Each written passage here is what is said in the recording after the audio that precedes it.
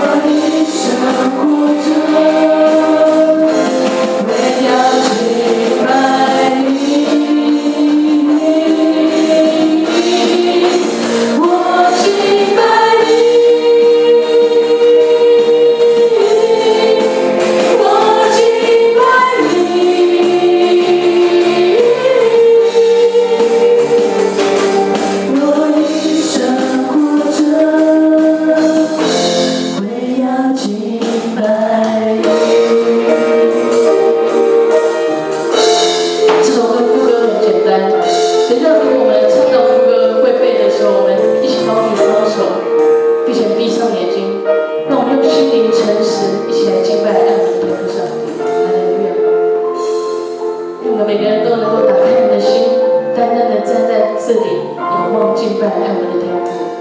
每当我在阳里之神落灭，每当我在爱中仰望你，在你荣耀光中，所有一切都失去光彩。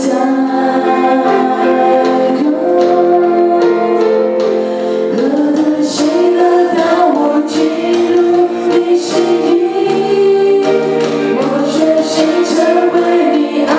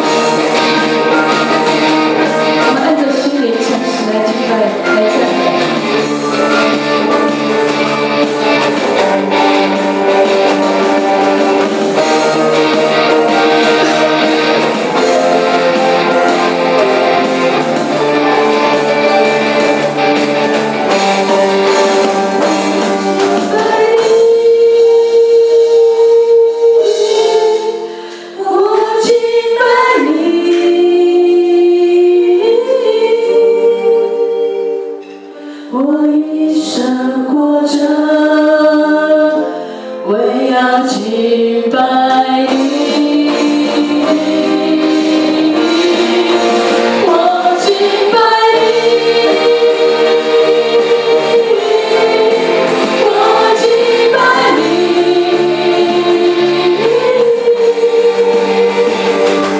我一生活着，为要敬拜你。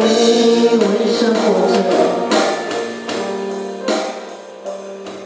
我一生活着，